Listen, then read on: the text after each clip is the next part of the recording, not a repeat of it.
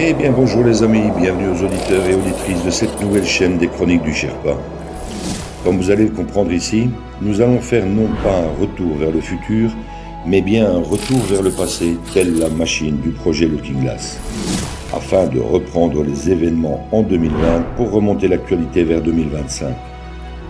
Je vous invite à me suivre au travers de mes très nombreuses analyses de situation qui ont rythmé ces dernières années au gré d'une multitude de sujets clivants concernant le plan divin et christique de l'Alliance et de la communication militaire Q. Du nouvel ordre mondial mort-né au nouveau monde et à l'âge d'or qui se profile à l'horizon, vous comprendrez un peu mieux ce plan militaire américain au travers de plus de 155 analyses écrites en temps réel et éditées en podcast par une très belle équipe d'âmes éveillées.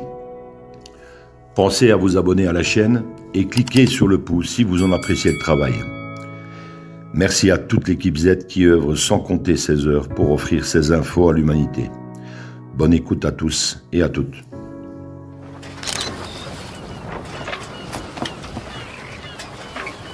Where we go one, we go all.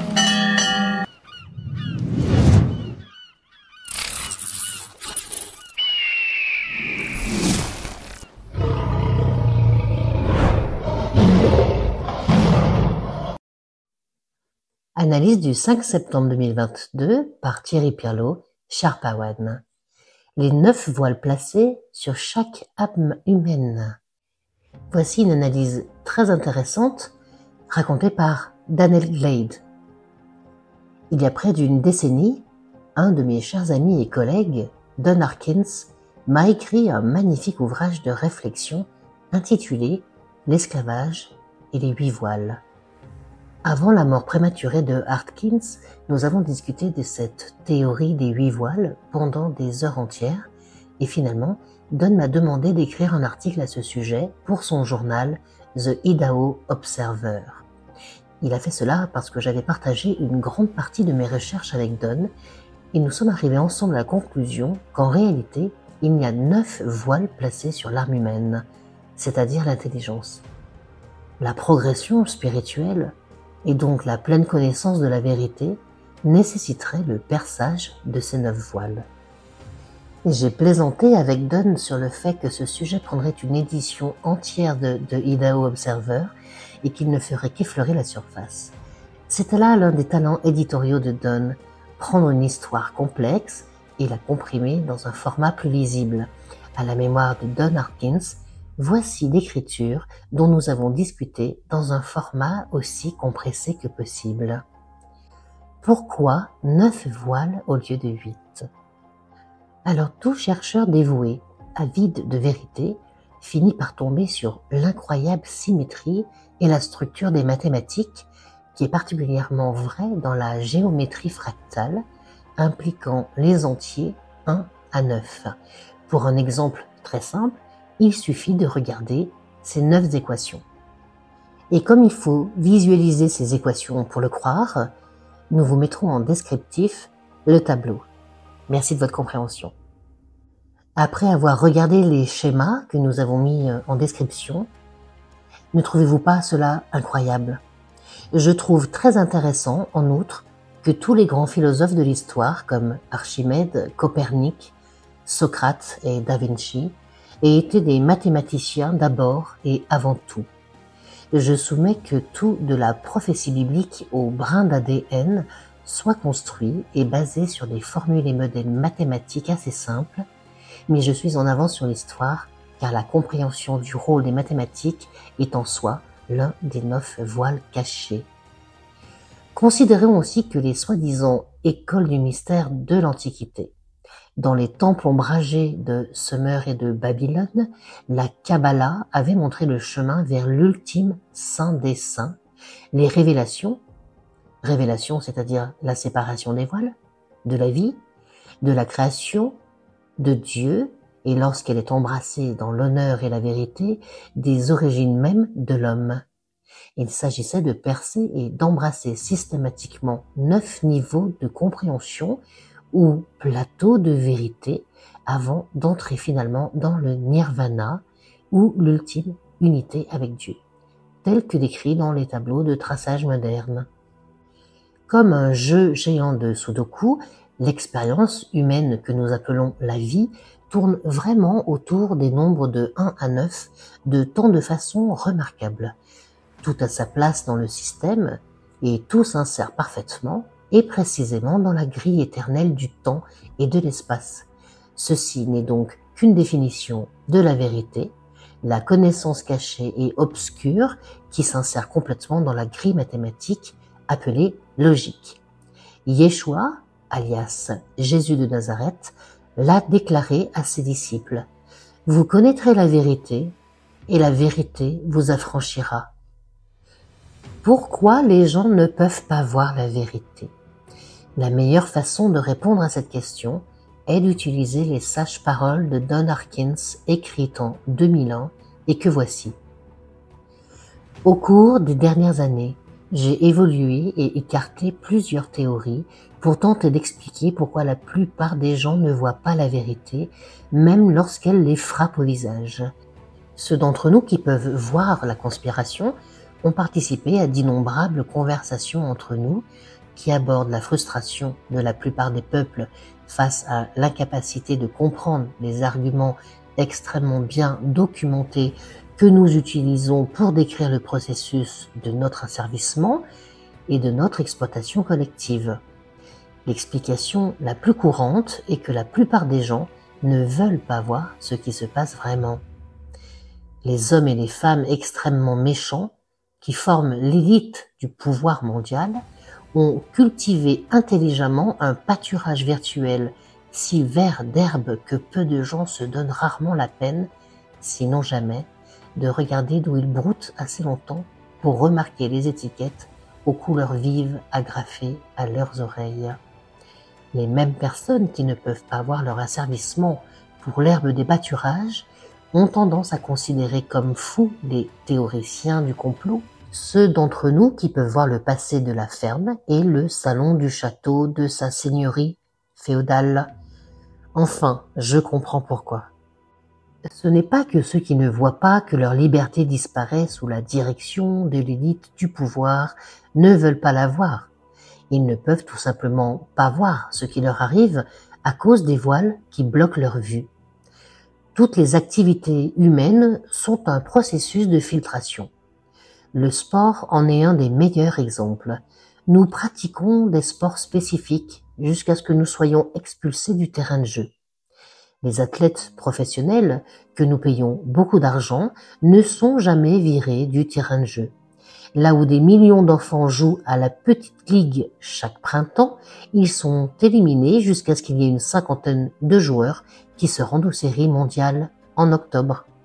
Derrière le premier voile, il y a plus de 7 milliards d'habitants sur la planète. La plupart d'entre eux vivent et meurent sans avoir sérieusement envisagé autre chose que ce qu'il faut pour maintenir leur vie ensemble. 90% de l'humanité vivra et mourra sans avoir percé le premier voile. Et en effet, on peut dire que moins de 1% des 7 milliards d'humains de la planète ont percé les 9 voiles. Il semblerait même que cette petite minorité ne cesse de rétrécir. Afin de garder les pâturages virtuels verts, l'élite mondiale réussit également à corrompre bon nombre de ceux qui ont percé de multiples voiles afin de détourner d'autres personnes qui pourraient s'approcher de la vérité dans de nombreux domaines. J'appelle cela de la simple prostitution intellectuelle, vendre le droit de naissance de la vérité universelle pour un gâchis de poterie sans valeur. La richesse dorée, la renommée et l'élévation sociale ont séduit de nombreux intellectuels doués. Tout le mérite revient à Don Harkins, et voici la mise à jour des 9 voiles. Le premier voile. 10% d'entre nous perceront le premier voile et découvriront le vrai monde de la politique. Nous votons, devenons actifs et développons une opinion. Nos opinions sont façonnées par le monde physique qui nous entoure. Nous avons été conditionnés dès nos premiers jours dans l'éducation publique à accepter que les fonctionnaires du gouvernement les personnalités des médias du réseau et d'autres experts soient les principales voix de l'autorité. 90% des membres de ce groupe vivront et mourront sans avoir percé le troisième voile. Le deuxième voile. 10% d'entre nous perceront également le deuxième voile pour explorer le monde de l'histoire, la relation entre l'homme et le gouvernement et la signification de l'autonomie gouvernementale par le biais de la Constitution et de la loi. 90% des membres de ce groupe vivront et mourront sans avoir percé le troisième voile. Le troisième voile. 10% de ceux qui perceront le deuxième voile finiront par percer le troisième voile pour découvrir de façon concluante que les ressources du monde, y compris les personnes, sont contrôlées par des familles extrêmement riches et puissantes dont les actifs incorporés dans l'ancien monde sont devenus, avec les stratégies modernes d'extorsion de fonds, la base sur laquelle l'économie mondiale entière est actuellement endettée. 90% des membres de ce groupe vivront et mourront sans avoir percé le quatrième voile. Le quatrième voile. 10% perceront alors le quatrième voile pour découvrir les Illuminati, la franc-maçonnerie et les autres sociétés secrètes. Ces sociétés utilisent des symboles et pratiquent des cérémonies qui perpétuent les transferts générationnels de connaissances obscures qui servent à maintenir les gens ordinaires en servitude politique, économique et spirituelle aux lignées les plus anciennes de la Terre. 90% des membres de ce groupe vivront et mourront sans avoir percé le cinquième voile. Le cinquième voile. 10% progresseront pour percer le cinquième voile afin d'apprendre que les sociétés secrètes sont tellement avancées technologiquement que les voyages dans le temps et les communications interstellaires n'ont pas de frontières, que le contrôle de nos pensées et même de nos actions est quelque chose de désinvolte et normal. Comme à l'époque de Noé, cette technologie est même en train de créer des formes de vie synthétiques alors que l'homme cherche à remplacer Dieu. 90% des membres de ce groupe vivront et mourront sans avoir percé le sixième voile. Le sixième voile. 10% progresseront pour percer le sixième voile où nous apprenons que les dragons, les lézards et les extraterrestres, que nous pensions être les monstres fictifs de la littérature enfantine, sont bien réels et sont en réalité les forces qui contrôlent les sociétés secrètes découvertes dans le quatrième voile. 90% des membres de ce groupe vivront et mourront sans percer le septième voile. Le septième voile. 10% progresseront pour percer le septième voile, où l'incroyable monde de la géométrie fractale et la loi universelle des nombres seront pleinement compris et embrassés. On montrera que la force créatrice de l'univers entier est liée à des formules et des séquences de codes numériques et que tous les mystères, y compris la structure même du temps, de l'espace, des univers parallèles et de l'accès à ceux-ci, sont déverrouillés. Ceux dont l'intelligence leur permet de percer le septième voile succombent souvent à l'appât et à la promesse de richesses massives offertes par l'élite au pouvoir. Ainsi, plus de 90% des personnes de ce groupe vivront et mourront sans percer le huitième voile. Le huitième voile. Percer le huitième voile révèle Dieu et l'énergie pure connue sous le nom d'amour, qui est la force pure de la vie dans tous les êtres vivants, qui sont un seul et même. L'humilité profonde est nécessaire pour percer ce voile. Le neuvième voile.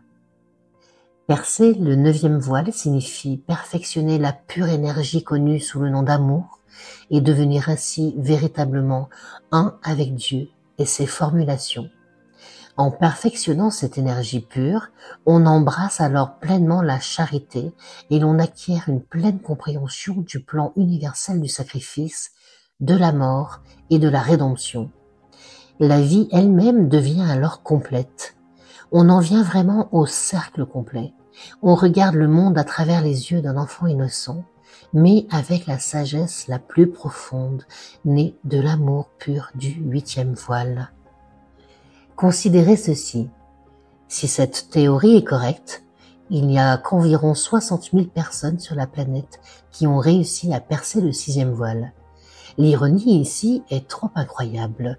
Ceux qui sont coincés derrière les voiles 1 à 5 n'ont guère d'autre choix que de voir les gens qui ont percé les voiles au-delà d'eux comme dangereusement fous. Avec chaque voile percé, le nombre exponentiellement décroissant de personnes de plus en plus éclairées est considéré comme fou par des masses exponentielles croissantes de personnes de moins en moins éclairées. Ajoutons à l'ironie, plus un 6e ou meilleur voile tente d'expliquer ce qu'il est capable de voir à ceux qui ne le peuvent pas, plus il leur apparaît fou. Cette vérité est évidente.